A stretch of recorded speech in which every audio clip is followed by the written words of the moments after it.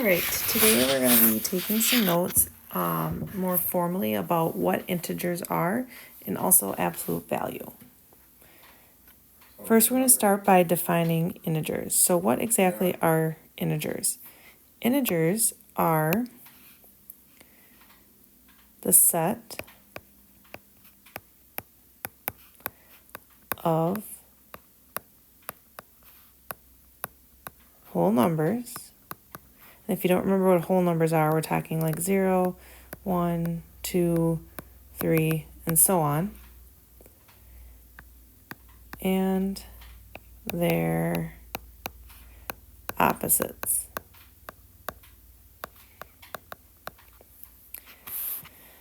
All right, so we're going to take a look at integers on the number line. So if we think about 0 actually being the middle of our number line, as we move to the right, our values, well, no matter what, as we move to the right, our values get bigger. As we move to the left, our values get smaller. So in this case, our values to the right are going to be our set of positive integers or positive whole numbers. And then as we move to the left, it's the mirror image and they become our opposites. So when we look at these, -1 and 1 are opposites. -2 and 2 are opposites. -3 and +3 are opposites, and so on. So we want to make sure that we always know that every whole number or every number has an opposite. It just has the opposite sign to it.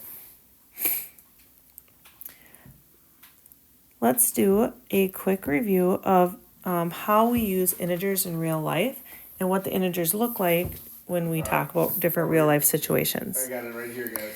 All right, so for example, if we're doing a 3-yard gain, that would be a positive integer, so it's going to be +3. Dude, I hit him into the trap. Meanwhile, if we talk about something that's 8 degrees below normal, that below part is telling us that it's going to be -8. A deposit is something when we're putting money like into a bank. So once again, that's going to be a +75. And as you're probably aware, we don't actually have to put the plus sign in front of positive values. It's just implied when it's there. 21-pound loss is going to be -21. I want you to pause the video and see if you can figure out these next 4 on your own. All right, 5 miles above sea level is going to be a +5 since we are above. A $40 deduction means we are losing $40 because if we deduct, it gets smaller. 2 strokes under par refers to golf. That's going to be a -2. And a $15 surcharge is going to be adding 15. Now, I want you to use your knowledge of what you've done and known about integers. You can refer back to our number line, remembering that we've talked about as our values go further to the right on the number line, they are larger. Further to the left, they're smaller. And I'm going to have you work on just practicing comparing integers. After you're done with that, you're going to practice ordering each set of integers from least to greatest. So our smallest number should go first, biggest number should go last. For example, in our first set, I'm going to circle or look for my negative numbers first because those are going to be my smallest ones. If I think about -9, -5, and -1, -9 is going to be the number furthest to the left. That makes that our smallest number. Then it's going to be -5, then -1. A lot of times when I compare integers, I think about money values because the amount of money that I would want to have is owing somebody $9, then owing somebody $5, then owing somebody $1. Then in the middle, we're going to have that 0. And now what I have left is $2, $4, or $13. In this case, 2 would be our next smallest, then 4, and then 13.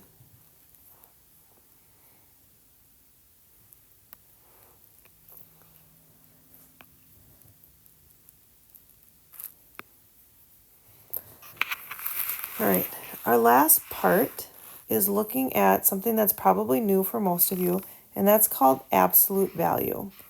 Absolute value is written with kind of these 2 bars, and then there's usually a value in the middle. In this case, we're going to call it x. So this whole thing here would be read as the absolute value of x. And the thing about absolute value that you want to keep in mind is that absolute value is a number's distance from 0 on the number line.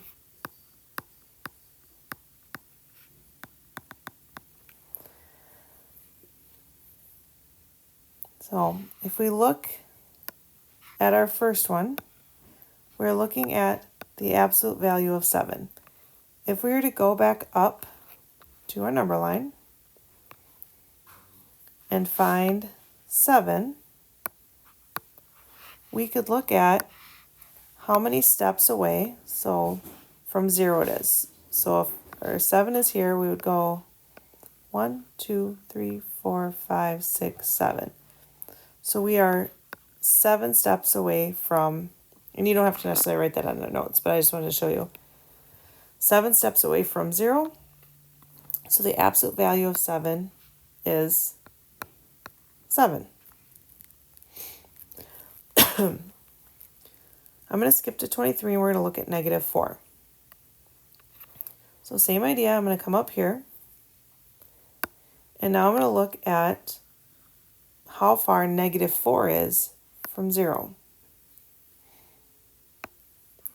So if here's my negative 4, 1, 2, 3, 4. I still have to take 4 steps, it's just in a different direction. But if you think about if you were wearing a smartwatch and counting your number of steps, it doesn't matter if you move left or right, you're still taking a positive number of steps. So in this case, our absolute value of negative 4